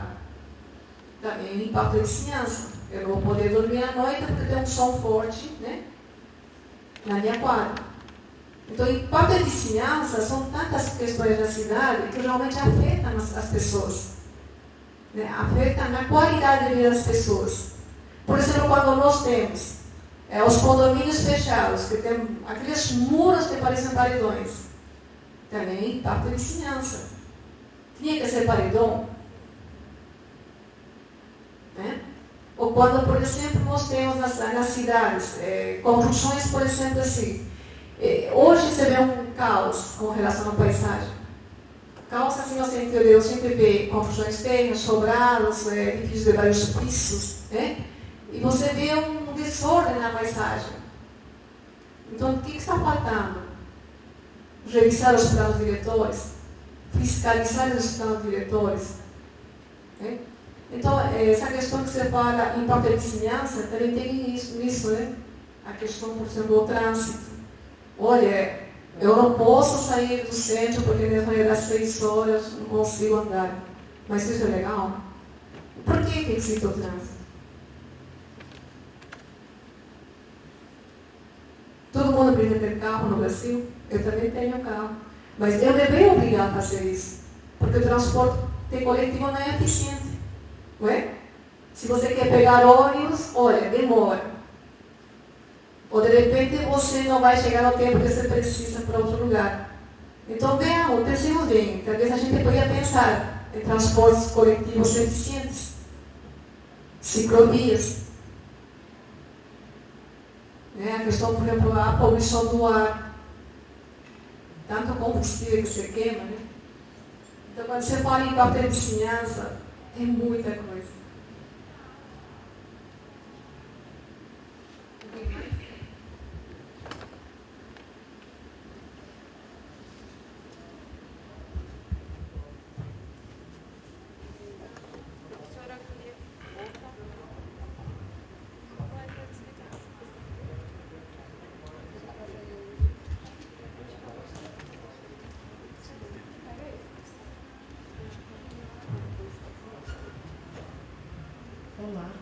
Funciona.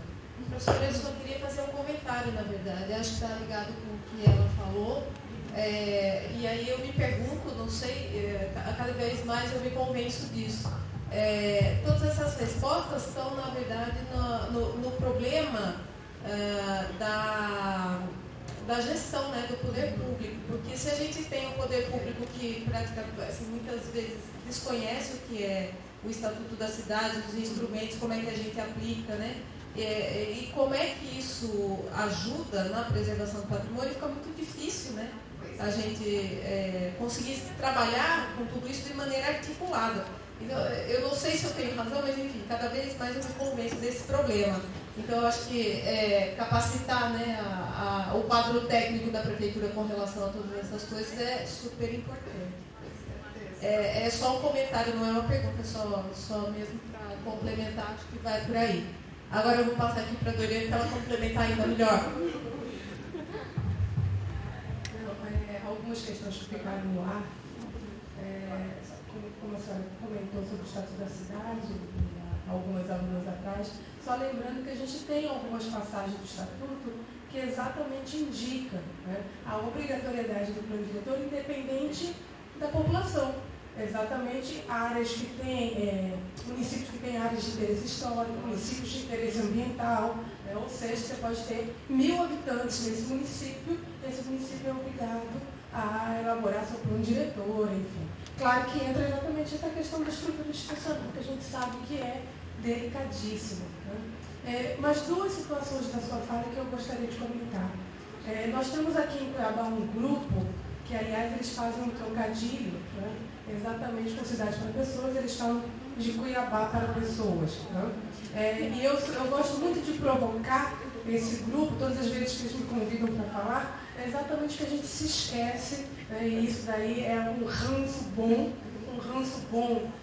da gente ter sido aluno de professor vestibular, da gente sempre se lembrar que quem produz as cidades somos nós. Né? Então eu falo que nós não precisamos de cidades para pessoas, mas nós precisamos de pessoas que façam cidades para pessoas. E entra também nessa questão, tanto institucional quanto da população como um todo. Né? Agora, só um dado, né, sobre o centro de Cuiabá, e também para essa questão, de repente a gente está sempre pensando, não que não tenha falado sobre essa diversidade de usos, né? Mas no nosso centro antigo nós temos setores que são, vamos colocar ali, predominantemente residenciais, que são uma das áreas mais inseguras que nós temos, exatamente por essa alteração de dinâmica. Durante o dia as pessoas estão no trabalho e a rua, né, nesses setores, são completamente vazias, e à noite as pessoas chegam do trabalho e já não tem mais o hábito, que aqui era um hábito muito forte, de sentar às calçadas. Né? Então, nós temos essas áreas inseguras, tanto de manhã, tanto durante o dia quanto no período da noite. Agora, alguns setores, né, que têm alterado, a gente tem visto que comércio e serviços também funcionam no período comercial noturno, né, trazendo aí alguma animação diferenciada.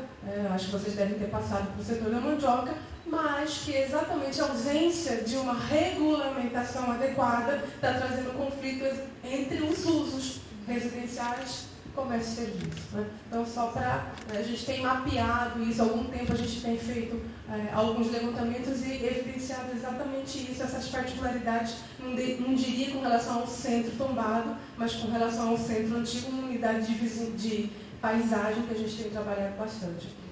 Você tem toda a razão, porque realmente acho que essa questão assim, quem regula é realmente o município, é o plano diretor.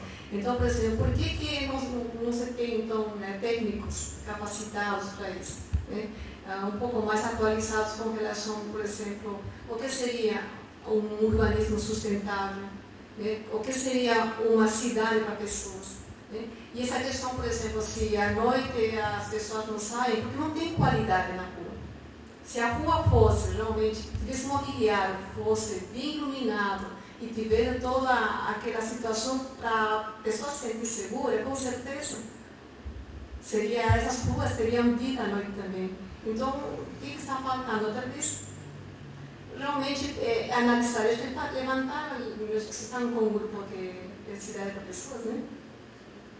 Não, estou falando desse grupo específico aqui no Cuiabá, que dialogava muito com uma jornalista, fez as viagens, Natália Garcia, se não me engano, né? Então, eles criaram aqui em Cuiabá, Cuiabá para pessoas. Legal. Né? Meio nessa... Então, Cuiabá para pessoas, poderia pensar assim, que algumas ruas sejam para pedestres, né? Como mobiliário, de repente, né? Uma vegetação, uma coisa que convida as pessoas para passear, para namorar, para descansar, para contemplar, para encontros, né? Essa questão cultural mais viva. E é possível fazer isso. Acho que nós temos, assim, em Cuiabá, tem um patrimônio tão interessante. Desde 2013, nosso grupo de pesquisa tem discutido, né, Cuiabá 300 anos. E um dos pontos de discussão é exatamente a ampliação dos calçadões, na verdade, na criação de uma rede de calçadões. Legal. E vários outros tipos de intervenções, exatamente adequando aí essa unidade de paisagem, as características todas, né? Mas enfim, desde 2013 realmente não há um diálogo, muito menos o interesse da prefeitura nessas questões que foram colocadas. Viu mais? Boa noite, quero parabenizá-la pela palestra e parabenizar também os organizadores do evento. Meu nome é Josenaide, eu sou de Rondonópolis, do Departamento de História da UFMT. Eu gostaria de falar um pouquinho a respeito da questão dos conselhos de defesa do patrimônio. Penso que esse tipo de conselho, se existe em alguns lugares do Brasil, temos que estudar um pouco a respeito para verificar como é que funcionam, como estão estruturados e como é que eles estão sendo discutidos, né, a sua própria organização e o seu reconhecimento nessas três instâncias.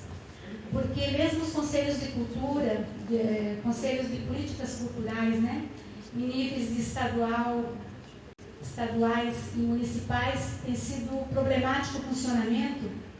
E olha que vem assim, alinhavado com o Sistema Municipal de Cultura, assinado pelo gestor público, com uma cobrança e uma regulamentação muito específica, que requer que vem uma cobrança e uma verba atrelada a isso. Então, assim, é um trabalho de organização da população e da sociedade civil e também de representantes do poder público para fazer funcionar esses conselhos, né? E em Rondonópolis mesmo a gente tem um trabalho feito nesse sentido já há vários anos e, no entanto, nós não temos um fundo de cultura ainda que funciona. A legislação está toda composta, né? E nós não conseguimos fazer com que o fundo de cultura realmente seja... enfim, que a conta no banco tenha dinheiro, não é? E aí uma precariedade é muito grande. E há uma política pública em nível nacional, estadual e municipal e tal feita, a legislação colocada, e agora caminhando para o Ministério Público para ver se a coisa anda. Né? Agora eu fico pensando como é que funcionaria se é que um dia a gente vai conseguir fazer um modelo como esse que você coloca aqui, se tem algum lugar do Brasil que já funcione nesse modelo, que seria assim, uma coisa fantástica, né? Pensar em conselhos de defesa do patrimônio. Conselho de defesa do patrimônio nos municípios, né? Fazer com que os municípios pensassem nisso, se organizassem nesse sentido. Né? Patrimônio histórico, por exemplo, na nossa cidade nós temos o sítio arqueológico já datado de 12 mil anos atrás. E que a Amélia já foi, hoje eu falei com ela, o IFAM do Estado sequer tinha conhecimento. Nossa. Registrado em nível nacional, inclusive a datação, e que não tinha nem conhecimento.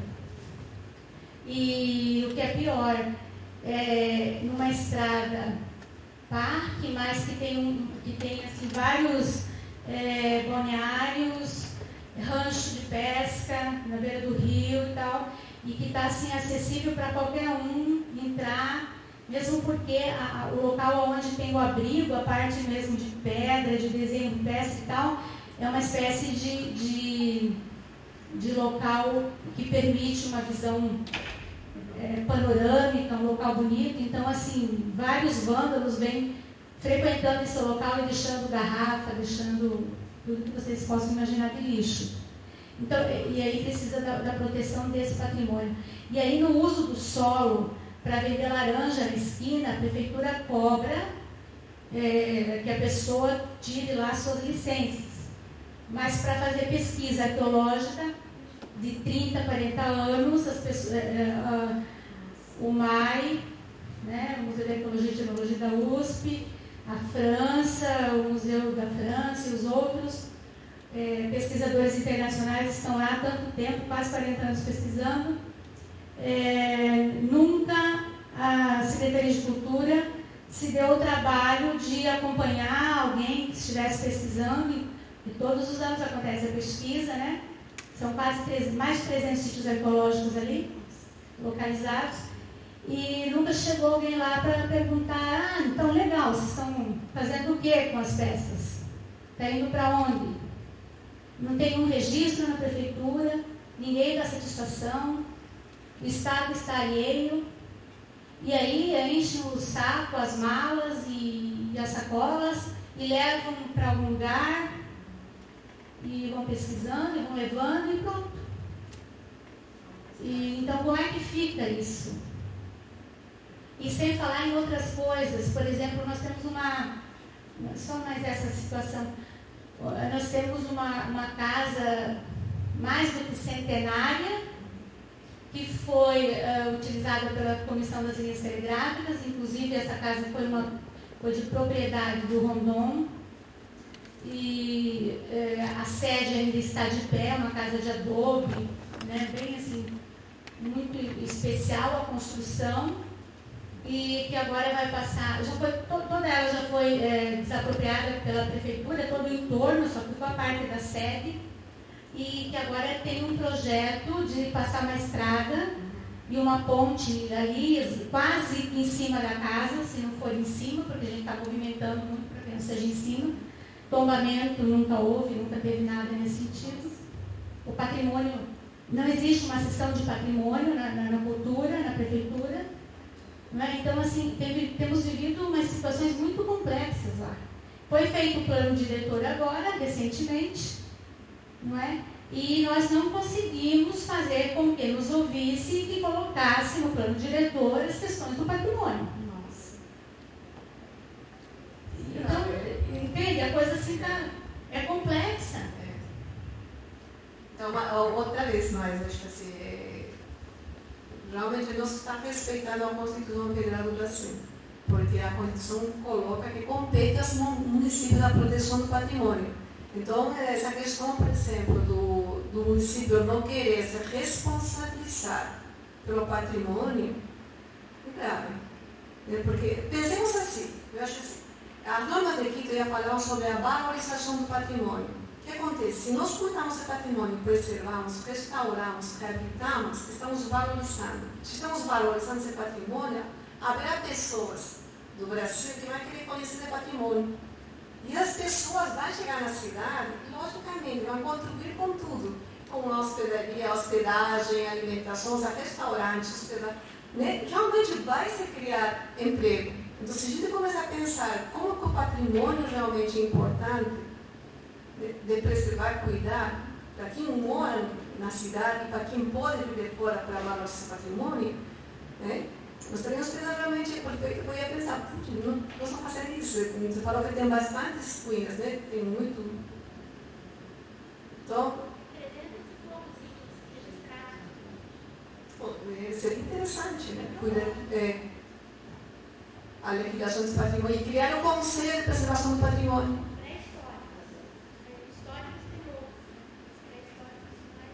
Uhum.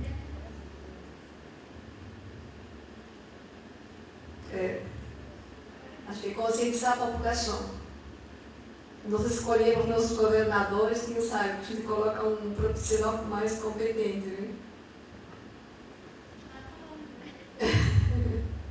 Alguém mais? Boa noite, sou o arquiteto Carlos Renato, discutindo da mesa. Uma coisa também que foi mostrado no slide é a questão do trânsito, né? O uso do veículo do centro histórico, né? É uma coisa assim, eu estive em Goiás semana passada, né? Então, uma coisa assim, que acho que falta também, porque a parte da educação, até a educação do trânsito no centro histórico, acho que é bastante válido. Eu tive a experiência lá, e tipo assim, a cidade, ela é patrimônio cultural da humanidade, né? Cuiabá também tem o seu centro histórico, mas assim, por exemplo, na questão que eu senti falta lá no centro histórico, é questão de velocidade. Pela vez que você está andando com o pedestre lá, o carro está passando bem na frente do carro até raspando a gente. É uma falta de educação até como turista, né? E eu visito muitas cidades históricas pelo Brasil e a gente vê essa questão do trânsito, assim, de veículo, né? É uma coisa assim que às vezes acaba até atrapalhando o turista, né? Você, tipo assim, no caso do Paraty, lá é vedada a passagem de trânsito no centro histórico, né? Em Goiás Velho, pelo menos assim, ele veda a passagem de veículos de grande porte, né?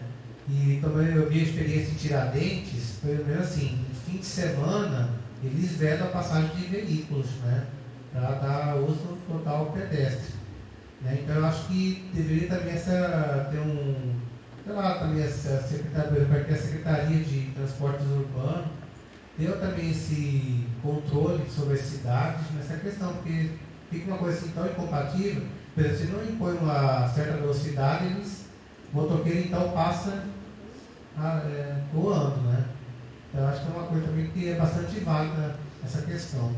Então uma coisa que eu lembrei agora que eu vivi semana passada e também aqui em Cuiabá também que a gente vive. As coisas históricas, eles pegam uma velocidade, né? Ainda mais que aqui é asfalto, né? Se fosse pelo menos paralelepípedo, não sei se diminuiria um pouco a velocidade, né? Mas passa assim, né? Acho que o pessoal quer rapidez, né, no trânsito e não tem essa educação. A questão do ordenamento viário, né? Ou seja, no centro histórico seria importante que você crie realmente ruas para pedestres. Por que ruas para pedestres? Porque pensamos bem, as construções antigas, elas não foram feitas para suportar o trânsito que nós temos hoje. Então, de alguma forma, por exemplo, quando continuamente passa esse fluxo de carros, eles estão também danificando as estruturas das construções. Então, também há essa questão. As construções, e segunda também a questão da qualidade de vida de quem está usando o centro histórico, quem está passando pelo centro histórico. Então, se criamos ruas para pedestres, de repente, durante o dia, a gente evita o trânsito, mas à noite, de repente, sei lá, 10 da noite, 8 a 10, poderia ser se abre para a manutenção do centro histórico, né? Abastecimento do comércio, do serviço. Mas é possível. Há cidades que fazem isso. É questão de vontade política.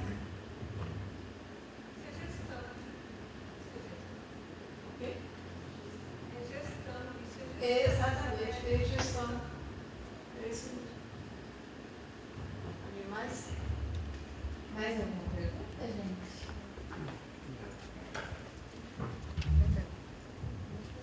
Boa noite, professora. Só assim, complementando um pouco, inclusive da nossa colega, que acho que acabou de sair lá de Barra, com tudo que já foi dito, uma pergunta assim que acho que cabe, será que o discurso da proteção do patrimônio, salvaguarda, enfim, dos centros históricos, ele não estaria talvez mal adaptado dentro da realidade econômica, assim, na verdade não é da realidade econômica das cidades, mas a realidade das cidades se terem se transformado num grande balcão, né, de negócios, e o nosso discurso ainda ele fica muito preso à questão do patrimônio e fala pouco das viabilidades econômicas que essa preservação pode trazer para os municípios. Porque todos os exemplos que a gente tem, inclusive esses que foram dados, Tiradentes, Paraty, Ouro Preto, dentro de uma conjuntura de momento, de repente, no contexto econômico ou de contextos ambientais, privilegiados e tal, a atividade de turista ela é a primeira ou a segunda economia do município. E aí, como a nossa colega lá de Barra falou, o que fazer com os municípios pequenos que têm pouco recurso econômico, poucas viabilidades e opções econômicas e não conseguem enxergar a preservação do patrimônio como uma possibilidade, talvez não ser a primeira, mas ser a segunda, a terceira ou a quarta atividade econômica do município. Então, talvez o discurso ele precisa ampliar mais nesse sentido. Eu acho que é uma possibilidade que a gente talvez não trata essa questão como talvez ela poderia ter a força de olhar mais nessa direção.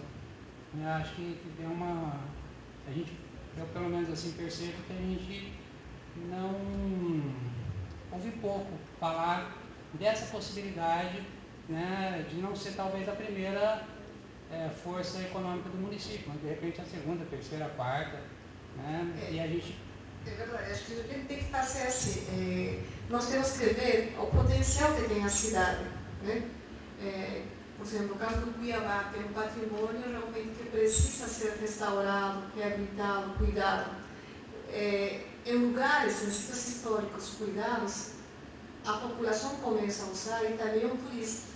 E o turismo vai trazer a questão, por exemplo, economias da cidade. Então, vai alimentar o que seria os hotéis, restaurantes, artesanatos, né? Vai criar mais vida. Então, é possível, eu acho que dá para pensar assim, realmente, qual é o nosso potencial? Porque, assim, o patrimônio, as normas de Quito iam falar nisso, que o patrimônio também é um fator econômico. Mas é um fator econômico, quando esse fator econômico é assim, que o patrimônio restaurado, reabilitado, ele pode ser apropriado pelo turismo. Apropriado no sentido positivo. Tá? Porque também não podemos pensar assim que a gente pode totalmente abrir descontroladamente para o turismo. Não. Acho que de uma forma assim, cuidadosa, né? Criando uma secretaria de cultura, né? Criando mecanismos realmente para que o turismo também venha realmente a reconhecer e valorizar esse patrimônio.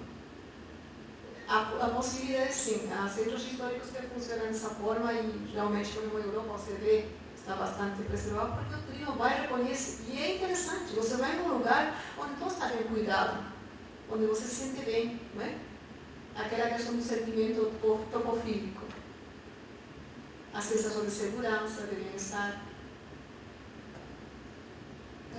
Quando eu ouço, né, todo esse discurso, né, a teoria é sempre brilhante, a prática é sempre constrangedora, né? E eu acho que se aposta muito nas ações de um poder público, que no caso nosso hoje se encontra completamente desgarçado. E a figura do proprietário, né?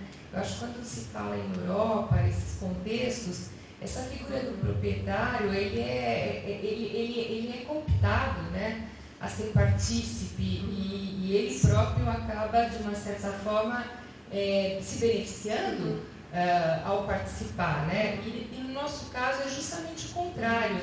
me dá uma sensação até de um certo anacronismo, né, do próprio os órgãos de preservação, de forma que olham o proprietário como um vilão, um especulador, e na verdade pouco o utilizam a favor, né, da própria preservação. Então o tombamento hoje é quase que uma punição para esse proprietário e não traz quase que os benefícios que poderia trazer, então esse proprietário se torna quase que um inimigo da própria prática da preservação, quando deveria ser o contrário, porque aí se pulverizaria, né, inclusive do ponto de vista econômico, não é o poder público que vai solucionar nada, porque na verdade é um trabalho hercúleo, né? Agora, se pulverizasse em termos de conscientização e envolvesse o proprietário, não só o usuário, né, a cidade para pessoas em todos os seus sentidos, quer dizer, o proprietário é inclusive um usuário. Né? Então eu acho que quando a gente fala em termos de discurso, ou a gente fica num nível de teoria, pela teoria, ou a gente centra muito fogo no poder público. E se esquece esse ator que é a própria iniciativa privada, mas bem gerida, né, bem orquestrada, a favor e ao mesmo tempo orgulhosa de poder participar disso. E eu acho que no Brasil essa figura está muito pouco trabalhada. E esses órgãos públicos, eles estão cada vez mais minguados. O IFAM, o CONDEFAT em São Paulo, né, um DPH, os órgãos de patrimônio, tem grupos muito pequenos, mal remunerados, que são incapazes de dar conta da magnitude do que eles estão preservando, apesar de serem pessoas extremamente devotadas e muitas vezes muito bem preparadas. Então, eu acho que a figura do proprietário, ela poderia ser de fato melhor trabalhada. Você pegou uma das peças fundamentais, porque assim, eu coloco aqui, uma das questões é a educação patrimonial. O que seria a educação patrimonial? É você conhecer e amar a cultura, teu patrimônio. Isso começa em casa. Você ensinando a história em casa aos seus filhos.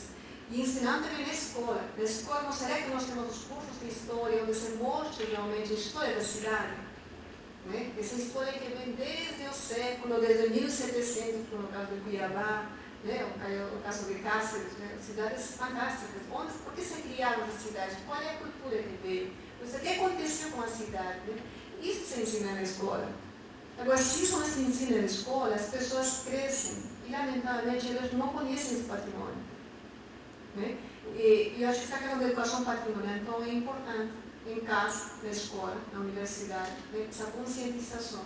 Mas não podemos também tirar a questão da responsabilidade do governo local. O governo local, como você falou, realmente, o proprietário está sendo punido quando toma a sua casa. Mas por que sendo punido? Porque não tem nenhuma contrapartida do governo local, nem estadual, nem federal. Não é? Não tem. Fala assim, tua casa foi tombada e você se vira. Não, acho que a responsabilidade é do município. Mas de que forma? Porque você não tivesse incentivos na questão de isenção do IPTU. Vou falar assim, olha, se tua casa tombaram, se você não mora no meu pedestal e você vai preservar tua casa durante 2, 3 anos com valores, eu posso criar isenção de IPTU por 3, 5 anos, tempo que for necessário, não é? É uma forma de colaborar. Agora, por que não criar fundos realmente de financiamento para restauro e reabilitação? É possível. Eu acho que não é? Exatamente, porque não está falando assim. Agora, venhamos, um centro histórico, o centro histórico de Cuiabá, pessoas que, por exemplo, de repente, capolaram com o ruído, vamos por boas e tal, por que não fiscalizar e vai para a parte do fundo? Não é? Ou quem é proprietário que descaracterizou a casa? Multa. A legislação já prevê isso, então multa, vai para o fundo. Então a forma realmente de como ter um fundo para restauro, para reabilitação, não é? Então eu acho que assim, realmente tem muita questão importante política. A gente tem tanta multa que como foi o pedaço das restrições de velocidade, então, exatamente, por que não vai para lá? 20% de todo o teu, mas recebi todas as multas. Então, se 50% daqueles se fosse um fundo, com certeza ele ia fazer dinheiro. Né? Tanto o negócio de controle de velocidade aí, um monte de gente computado, entendeu? Esse dinheiro a gente não vê. A gente fala que está faltando aí, não sabe.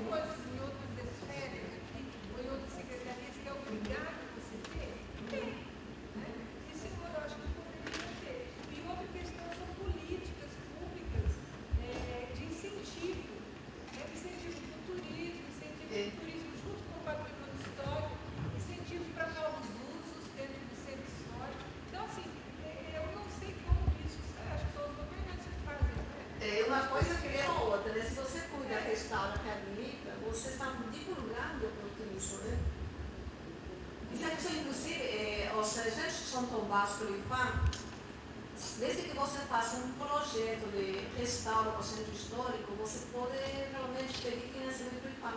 Submeter o projeto para que o IFAM financie. Então há mecanismos. E sim, eu entrei numa grande digital desse, eu queria colocar uma solução do Verão fazer um estudo. É tanta burocracia, é tanto papelado que você tem que preencher, que não acaba mais, você acaba desistindo. E depois você manda não sei para onde, daquela distância vai não sei para onde, depois demora, aquela burocracia implementar. Só que é isso? Aí depois você ainda recebe um não. Entendeu? A não ser que você articule com o seu deputado estadual, deputado federal, aí você sabe como que é. Se você é séria, você já não dá para entrar nesse meio. Infelizmente. Tá difícil. Tinha que ter alguma coisa mais fácil. Os editais, eles não tinham que ter tanta burocracia. Se eu estou vindo de uma localidade, eu posso arrumar um dinheiro para fazer um projeto de desenvolvimento local ali naquela comunidade, como indivíduo, entendeu? Um profissional formado com currículo, então eu acho que eu tinha que ter condição de ter acesso, entendeu? E eu ainda vejo que não é assim. Na prática é muito difícil isso, não digo que não exista. Existe no Brasil isso já, né? Existe em vários capitais, eles estão fazendo isso com editais. Eu estou procurando, e está muito difícil, entendeu? É muito burocracia para isso. Mas acho que também, eu estou falando, depende de vontade política, né? Porque se a gente está vivenciando hoje no Brasil, que é coisa que vem de cima para baixo, né? Sem que a gente queira, porque é uma coisa positiva. Essa questão da participação do usuário, da população, também é outra questão muito importante. O problema se restaura, mas ninguém perguntou para a população qual que é a sua expectativa. Exatamente. Isso. O que você sonha de ser um centro histórico? Mas que tipo de centro histórico você quer? Então, tinha que ter, né, realmente essa pesquisa, né?